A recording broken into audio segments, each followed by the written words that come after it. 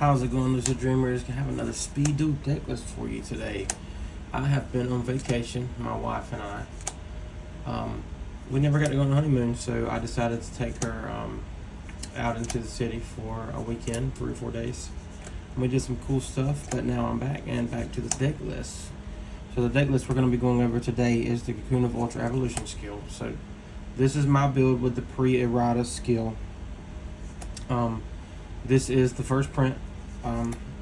You can still summon the turn you activate this under this skill.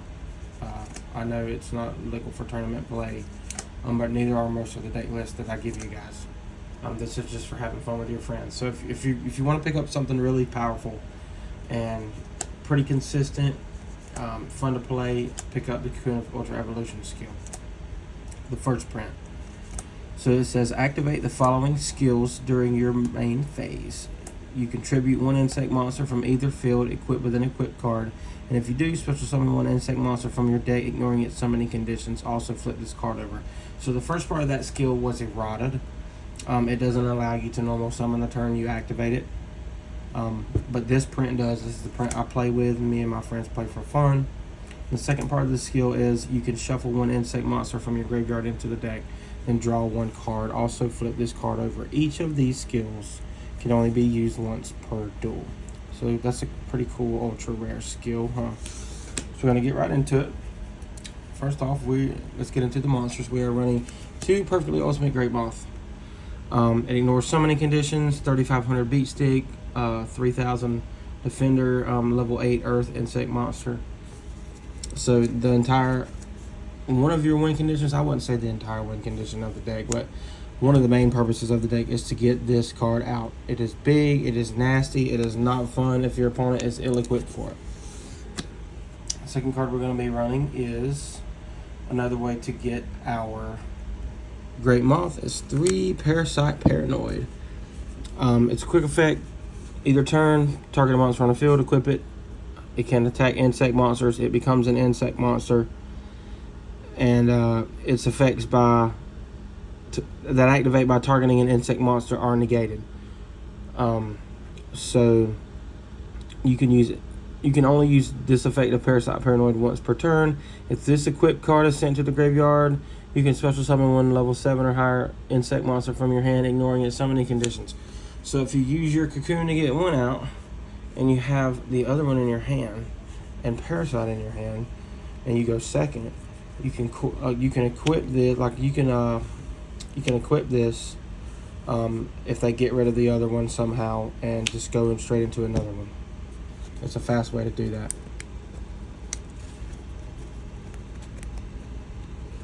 So our next monster we're going to be running is 3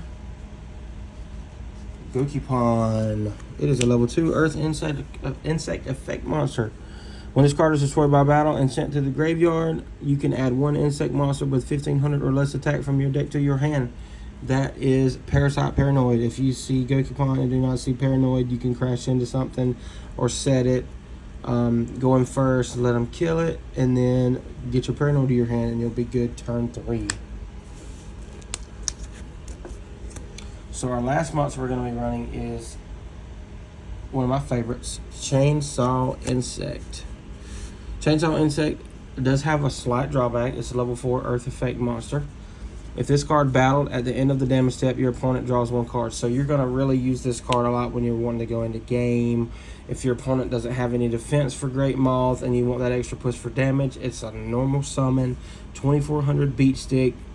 If you use it to go into game, it's not going to matter about its secondary effect that allows your opponent to draw 1 card because they're going to be dead. This deck beats you down, spams out big beaters, it controls the board, does lots of different cool things. So that's it for the monsters. We're going to get into the spells. Our first spell we're running is 2 Cosmic Cyclone. Quick play, pay 1000, banish trap or spell on the field.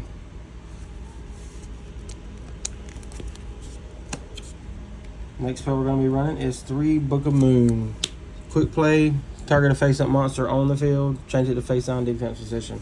That's good if you're not seeing what you need and you just have like your chainsaw or something on the field and you don't want it to die. Well, we run some other stuff in here to protect great moth and do lots of cool things turn one, depending on what we have. We have a very large toolbox.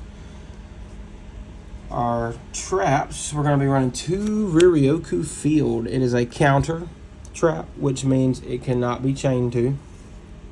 You cannot chain to a counter trap unless it is with another counter trap.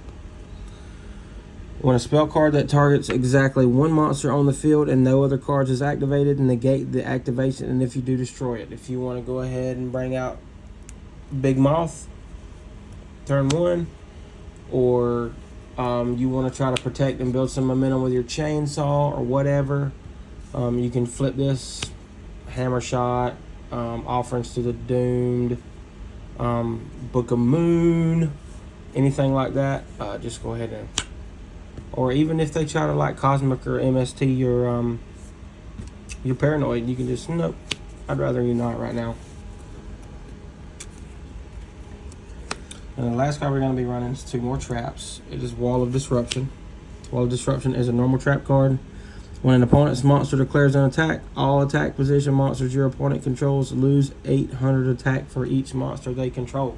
This is if your opponent's playing Gaia, LOL, Gaia, or Cyber Angels, or Cyber Blader, or anything that just makes a really big monster, some off deck that they build, and they're like, I'm going to normal summon this and equip a bunch of equip spells to it, like Mage Power, or United We Stand, or just some dumb stuff. You can go ahead and, if they try to attack you, can go ahead and flip this over on them. Also, decks that spam summons a lot. Dinos, Cyber Angels again, Vampires, Amazonas, depending on the build. You can just go ahead and nope. You're going to lose 8, 16, 24.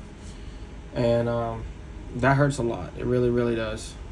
So that's it for the main deck. We're not running a side. I may build a side for this deck. I'm not really sure.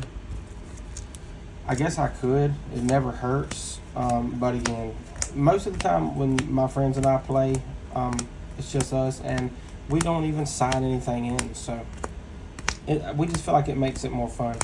It's more of a unless there's a deck we absolutely want to play and somebody wants to be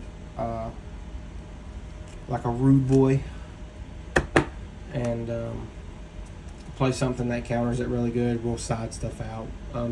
Most of these decks I've built have really weird and techie side decks that cover the weaknesses of the decks that they're in, like as they should. So that's it for the deck list today, you guys. Cocoon of Ultra Evolution.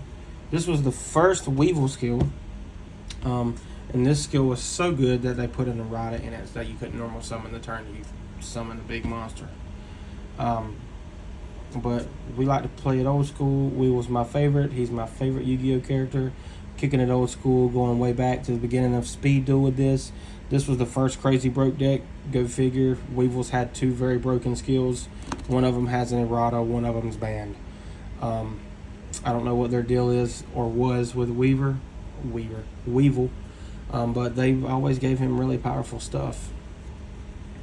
So you guys give me a like, give me a follow, let me know what you think, and stay lucid, dreamers.